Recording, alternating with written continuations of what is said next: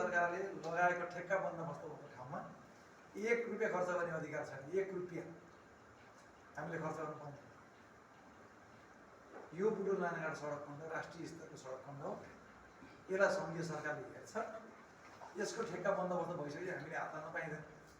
अब यो कुरा आम जनतालाई यो कुरा अहिलेसम्म थाहा पनि दिएन। फेरि अहिले तपाईँले हेर्नु न, सबभन्दा नराम्रो सुनौल चोक छ, याद होला नि तपाईँलाई? मेची खाल्डाखोल्डी त जताततै छ। सबभन्दा नराम्रो बिग्रिएको उरुप भएको यदि ठाउँ कोही हो भने सुनौल चोक हेर्नुमा त्यस्तो लाग्छ। म आउने बित्तिकै यसलाई एग्रेसिभली बनाउनु खोजेँ, तर नेपाल सरकारबाट ठेक्का भइसक्यो। बर्दाघाटले चाहिँ वरिपरिका रुख काटेर कत्रो विवाद भयो, भयङ्कर ठुलो विवाद भयो। मैले हात हाल्न सकिनँ, किन खर्च गर्ने, ठेक्का लगाइसकेको। तर हाम्रो देशको दुर्भाग्य कस्तो छ भने 32 महिना सक्ने हो यो ठेक्का, 32 महिना सुरु पनि बसेन हुन्छ। यो हिलोहरू धुलो त हामीले कति खाने यो थाहा पनि छैन। हाम्रो अवस्था यस्तो छ। अनि अब यसलाई त्यो तपाईँको चाहिँ ठेक्का ल्याएको चाइनिज ठेकेदारलाई लक्षित गरेर हाल्ने हो नि त मिडिया। हेर हेर यो मेयरको स्मार्ट सिटी ल्यायो। हाम्रो अवस्था हेर्नु, बनेको केही थाहा हुँदैन, हामी बिग्रेको तुरुन्त थाहा हुँदैन, तुरुन्त हामी फेसबुकमा पोस्ट गर्नु।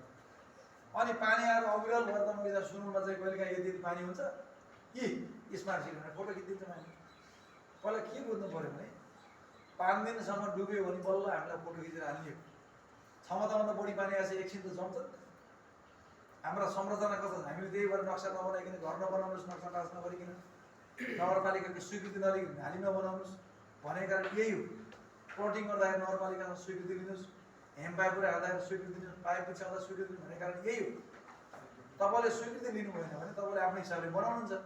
आफ्नो हिसाबले भन्दाखेरि संरचना बिग्रिन्छ। त्यही भएर पछिल्लो समयमा धेरै कुरा नीतिगत कुराहरू पनि अगाडि बढेको छ। यहाँबाट जिज्ञासा लाग्न सक्छ, अब म मेरो कार्यकालको हिसाबमा मेरो कम छ, धेरै छैन, झन्डै 6 महिनाभन्दा बढी म नगर प्रमुखको हैसियतमा तपाईँको अगाडि नहुन सक्छु। अझै तपाईँको चुनाव घोषणा भयो भने 3 महिना अगाडि आचार संहिता लाग्छ। त्यसपछि झन् मेरो यो सार्वजनिक कार्यक्रमहरू पनि पार्टी बाहेक अरू कार्यक्रम कम हुन्छ। नगरपालिकाको रेगुलर काममा कहिलेकाहीँ हुनसक्छ। यो मेयरले के बनायो, खै यस्तो राम्रो मान्छेलाई भोटाले के गर्यो भन्ने पनि हुनसक्छ। अब तपाईँले खोज्नु होला, सुनौल नगरपालिकाले 5 वर्षसम्म काम गर्यो, 5 वर्ष बजेट बनायो। त्यो 5 वर्षको बजेटको किताबहरू मैले अब एउटै बनाएर निकाल्दैछु। हामीले गरेका सबै कामहरू छन्, हामी भिडियो मार्फत सार्वजनिक गर्दैछौँ। सुनौलको मेयरले के गरेन भनेर खोज्नु लाग्छ। अनि मसँग तपाईँ टेबल टक हामी थोरै साधन स्रोत सीमित हुँदाहुँदै पनि सुनौल नगरपालिकाले धेरै काम गरेको छ। तर तपाईँले हेर्दाखेरि ठुलो बाटो खोज्नु, ठुलो बाटो बनाइदिनु। म ठुलो बाटो बनाउनुतिर मेरो ध्यान गएको। मैले भोलि भविष्यमा 10 वर्ष पछाडि, 15 वर्षपछि ठुलो बाटो हामी कहाँ पनि बन्छ। ड्रेनसितका सोलर लाइटसितको बाटो हामी पनि बन्छौँ। त्यो बेला अब त्यो बजेट ल्याउनको लागि नगर प्रमुख भइराख्नुपर्छ भन्ने होइन। हाम्रो कुरो लाग्ला, प्रदेशमा हाम्रो सोर्स लाग्ला, सङ्घमा हाम्रो सोर्स लाग्ला। नगर प्रमुख हैसियतको एउटा प्रोफाइल बनाएको छ, हामी मान्छे चिनेका छौँ। बजेट बनाउने बेला सामाजिक अभियन्ताको हिसाबमा जाउँला। म निजी क्षेत्रको म व्यवसायिक व्यक्ति पनि हो। म हिजो उद्योग वाणिज्य सङ्घ नवलपरासीमा अध्यक्ष भएर काम गर्दाखेरि विकास निर्माण हाम्रो मूल एजेन्डा थियो। त्यसरी हामी हिँड्यौँ। त्यो बेलामा हामीले स्मार्ट रोड बनाउला। तर स्मार्ट रोड बनाउँदाखेरि त्यो स्मार्ट रोडमा हिँड्ने मान्छे स्मार्ट हुनुपर्छ कि पर्दैन? हाम्रो लडाइँ त्यहाँ। हाम्रो लडाइँ त्यो 10 वर्ष पछाडि बन्ने स्मार्ट रोडमा हिँड्ने व्यक्ति स्मार्ट बनाउनुपर्छ, त्यहाँ लडाइँ छ। यसको लागि नेपालको पहिलो बालमैत्री नगरपालिका होइन सुनौल हो। पहिलो बालमैत्री नगरपालिकालाई संरक्षण गर्दै महिला मैत्री बनाउनुपर्छ भनेर हामी हिँड्यौँ। तर दुर्भाग्य यहाँ केही महिलाहरू हुनुहुन्छ। फेरि त्यो जुन मेरो लक्ष्य थियो, मैले जसरी महिला मन्त्री बनाइहाल्ने भनेर हिँडेको थिएँ, त्यो सोच अनुसार चाहिँ सफल हुन सकियो। किनभने हाम्रो समाज अहिलेसम्म तयार छैन। हामी जति कुरा गरे पनि यहाँ आएर महिलालाई 50% अधिकार भनेर बोल्छौँ। यहाँ केही महिलाहरू पनि हुनुहुन्छ, दुःख नमान्नु। अब यहाँ तपाईँको चाहिँ 3:21 भइसक्यो, 4 बजेपछि तपाईँलाई चिन्ता हुन्छ घरमा अब बेलुकाको खाना भनेर मन पाक्न सुरु गर्यो। रियालिटी यही। अब अरू आज 10 दिनसम्म यहाँ सिक्न आउँदाखेरि अब घरमा म 10 दिन पत्रकारिता सिक्दैछु। खाना पकाउने ड्युटी श्रीमानको हो कि, खाना पकाउने ड्युटी तपाईँको सासूको हो कि, दिदी बहिनीको हो कि, नन्द अम्माजीको खोज्नुपर्छ। होइन टाइमलाई म्यानेज गरेर बरु बिहान बनाउने बेलुका नबिग्रिने खाना के बन्छ त्यो पनि बनाएर राख्ने मजाले आनन्दले सिकेर पढेर बेलुका गएर मस्त गर्ने यहाँ पढ्ने अनि आज उद्घाटन कार्यक्रम कति बजीसम्म तपाईँलाई 2 घन्टा बोलेर बनाउने आज आगे 3 घन्टा बोलाइसक्यो अझै 1 घन्टा उहाँले कला सुरु गर्नु जस्तो आज ढिला हुन्छ अनि सिक्न आएको मान्छे उस्तै गरे घर गएर गाली खानुपर्छ यही हो नि हाम्रो समाज यसलाई परिवर्तन नगरेसम्म महिला मैत्री भन्दैन कुनै हालतमा अनि महिला मैत्री नभएसम्म समृद्ध यो ठाउँ हुँदैन हाम्रो लडाइँ त्यो यसका लागि 13वटा चाहिँ उद्यम केन्द्र हामीले बनाएको सानो बनाइयो होला त्यसमा एसी भएन होला त्यसमा खानेपानीको व्यवस्था सबै भएन तर सुरु गरेको छ भोलि भविष्यमा म सामाजिक काममा गरेँ राजनीति गरेँ भने तपाईँ हेर्नु होला हामीले महिला उद्यम केन्द्र यसैलाई बढाएर कस्तो बनाउँछौँ हामी एसी भएको टिभी भएको सब कुरा हामी तर एकैचोटि हाम्रो स्रोत साधन हाम्रो समुदाय हुँदैन त यसको लागि सबै लाग्न जरुरी छ यहाँ मेयर छु भने त भगवान् मेयर हुन्छ र हुँदैन तपाईँ जस्तै मान्छे तपाईँलाई सहयोग गरेँ म ठिक हुने तपाईँलाई असहयोग गरेँ म बेठिक हुने तर तपाईँले ठिक कुरा त ठिक हो भन्न सक्नु पर्यो बेठिक कुरा बेठिक भन्न सक्नु तर दुर्भाग्य के छ मलाई मन पराउनु यति मान्छे ठिक मलाई मन नपर्ने मान्छे बेठिक मैले राम्रो बोल्दा यो सेतो है भन्दा पनि अर्को मान्छेले कालो भनिदिन्छ केलाई हामीले के हामीलाई प्रभावित पार्छ राजनीतिले ए बाबा राजनीति गरौँ चुनावको बेलामा हामी 1 महिना गरौँ राजनीति तर चुनाव सकिएपछि ठिक कुरालाई त ठिक भन्नु पऱ्यो नि त हाम्रो संस्कार त्यो बस्यो तपाईँको मिडियाले त्यो संस्कार सिकाइदिन्छ तपाईँको मिडियाले त्यो संस्कार पनि डेभलप गर्छ हामी धेरै ठुलो चुनौतीमा छौँ हाम्रो अवस्था यो देशको भौगोलिक अवस्था यहाँको गरिबी यहाँको बेरोजगारी यो अवस्थाले हामीले चाहे जस्तो गर्न सक्ने अवस्था छैन तर हामीले जे छ त्यसैमा हामीले रमाएर त्यसैमा तपाईँ कम्प्रोमाइज गरेर त्यसैलाई थोरै तपाईँको चाहिँ सीमित स्रोत साधनलाई हामीले राम्रोसँग थोरै पैसामा धेरै काम कसरी निस्किन्छ थोरै पैसामा दिगो काम कसरी हुन्छ हामी त्यो लड्ने हामीलाई चुनौती छ त्यो कसले गर्छ भन्दा त्यो पत्रकारिता पनि त्यो कुरा तपाईँले सुरु गर्नु तपाईँबाट सुरु भएन अर्को चिज बन्दैन म त तपाईँको मलाई हेर्नु भने म नगद पर्नु म नेपाली कङ्ग्रेसको तर्फदेखि म मेयर हुँ तर आज म कसरी बोल्न पर्थ्यो म बोल्दा तपाईँबाट 40-50 जना यहाँ हुनुहुन्छ तपाईँबाट म बोल्ने बित्तिकै तपाईँले चाहिँ ताली ठोक्ने गरी बोल्नु पर्थ्यो मलाई थाहा छ त्यो ताली ठोक्ने गरी बोल्न आउँछ म तर सबै तालीमा रियालिटी हुन सक्छ तपाईँलाई खुसी बनाएर बोल्नु जरुरी छैन रियल बोल्दाखेरि कहिले काहीँ पीडा हुन सक्छ अघि मैले महिलाको चुस्सो कुरा गरेँ रियल त्यही हो जति तपाईँ जति कुरा गरे पनि यहाँ महिला अधिकारको कुरा चाहिँ घरमा त्यो सकिन्छ हाम्रो अवस्था त्यही किनभने हाम्रो संस्कार हाम्रो समाज यही हो नि यसलाई हामीले चाहिँ बढ्नु यो तपाईँको जबसम्म तपाईँको यो परिवर्तन हुँदैन तबसम्म तपाईँ हामीले देखेको सपना समृद्धि यो केही पनि हुँदैन त्यही भएर सुनौँ नगरपालिकाले महिलालाई अधिकार मात्रै गफ गर्नु भयो महिलालाई व्यवसायिक बनाउनुपर्छ भन्ने यही हामीले नेपालको पहिलो बालमैत्री नगरपालिका बालमैत्री भएको नगरपालिकालाई दिगो बनाउनको लागि यसलाई सफल बनाउनको लागि महिला मैत्री बनाउनुपर्छ अनि महिला मैत्री बनाउनु मुखले महिला मैत्री हुँदैन महिलाले कमसेकम आफ्नो पकेट खर्च आफ्नो चिया खाने पैसा कहीँ गएर खाजा खाने पैसा कसैको आज आफ्नो पकेटबाट निकालेर खान सकोस् भन्ने उद्देश्यले हामीले एक घर एक करेसाबारी एक घर एक व्यवसाय एक घर एक रोजगार हामीले घरलाई जोड्यौँ त्यो कुरालाई कृषिसितै जोड्यौँ त्यो पनि धेरै भनेको छ तर भनेको कुरा सरकारी हिसाबमा लागू गर्न साह्रै गाह्रो छ अहिले तपाईँको म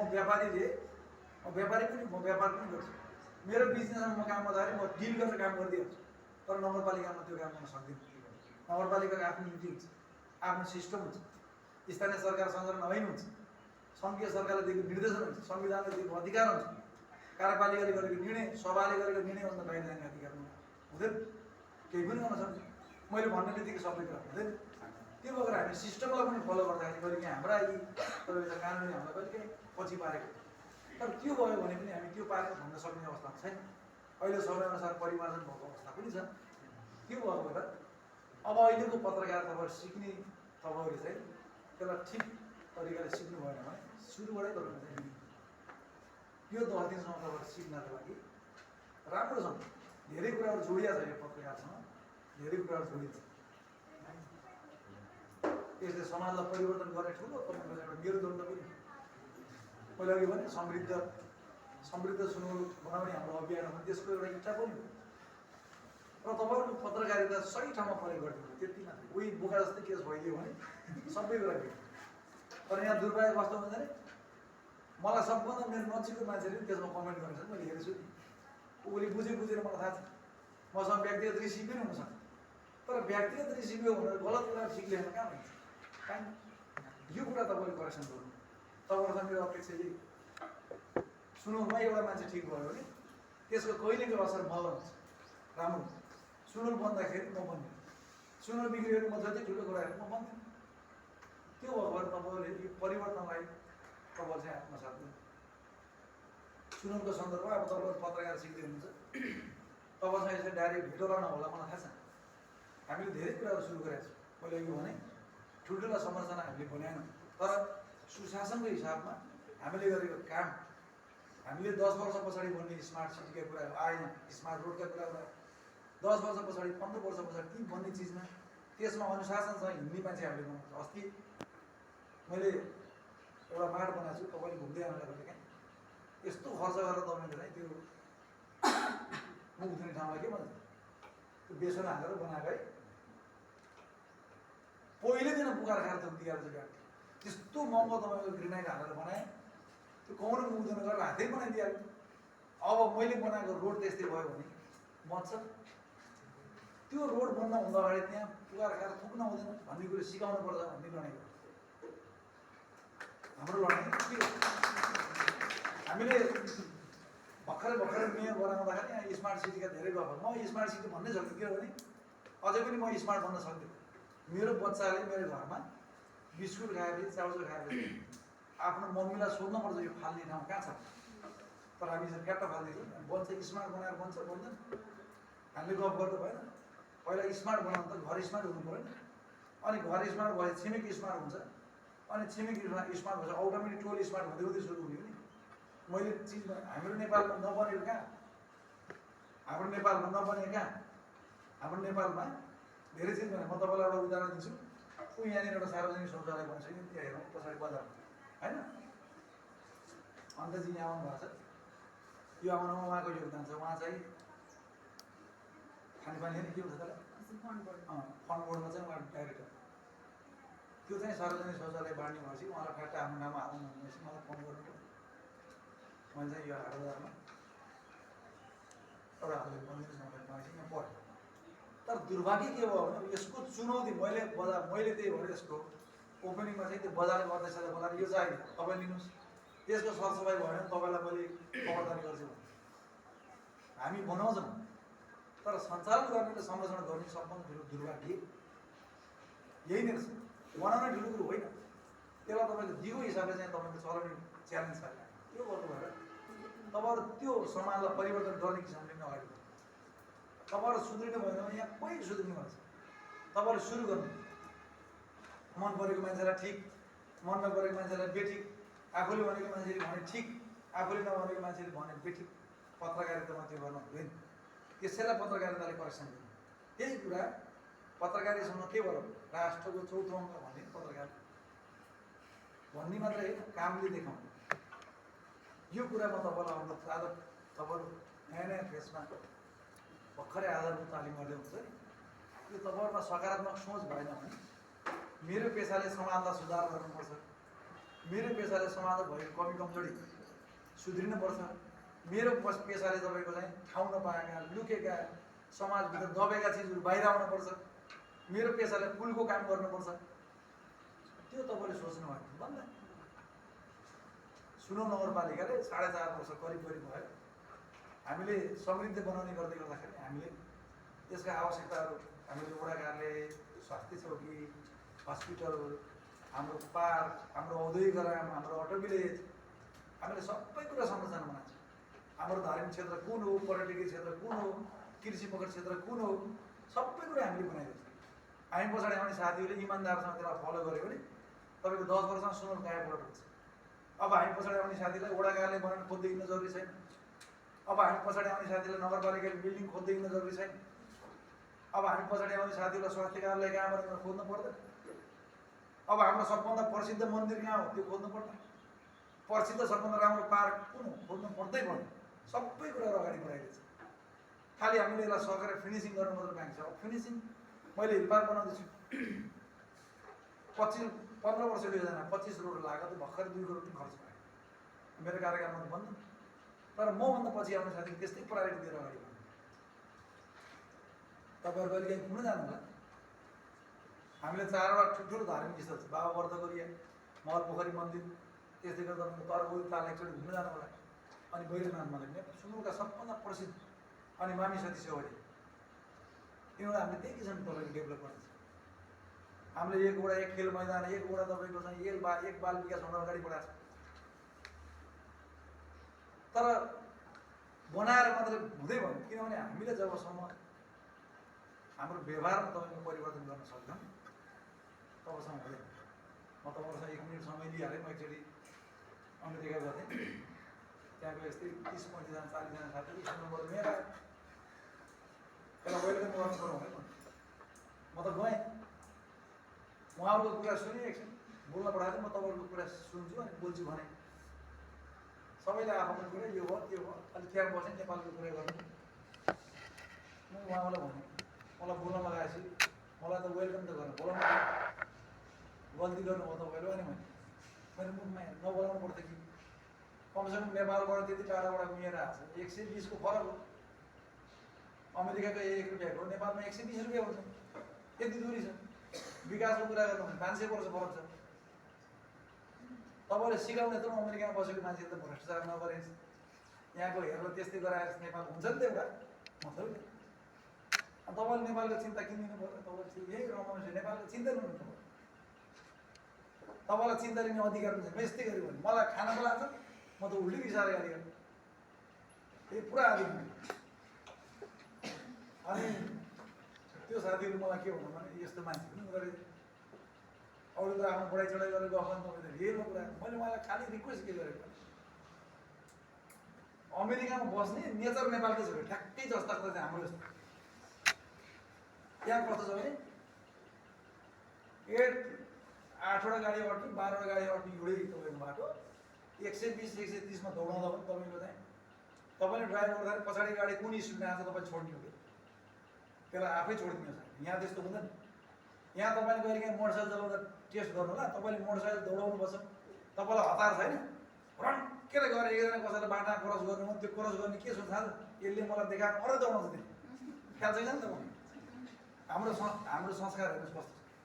अनि त्यो बाटोमा चाहिँ यस्तो 4 पाटे बाटो, यसले त्यो लाइट भएको ठाउँ भयो, लाइट नभएको ठाउँ स्टप ल्याएको हुन्छ कि त्यो स्टपमा चाहिँ जो गयो पनि रोक्नै पर्छ। रोक्नु भएन भने तपाईँ घरमा चिड जान्छ, रोक्यो अनि जो अगाडि आयो त्यो हिँड्ने। अमेरिका हामीले त्यो नियम पालना गर्न पर्ने, तर यहाँ इन्टरनेसनल एयरपोर्टमा आइसकेपछि हामी फेरि नेपाली भएर त्यस्तै तछाड मछाड गर्नु पर्ने, अनि देश कहाँ भन्छ बोलाउनु। अनि मैले भने तपाईँ यहाँ बसेको बानी तपाईँ घरमा नेपालमा लागु छैन, तपाईँहरू किन नेपालको चिन्ता लेख्नुहुन्छ? कमसेकम यो 40 जनाले नेपालको 40वटा घर त अमेरिका जस्तो बनाइदिनुहोस्, अनि तपाईँको देखेर छिमेकीले बनाउला नि, कहिले बन्छ देश भन्यो भने मुखमा हेर्नु।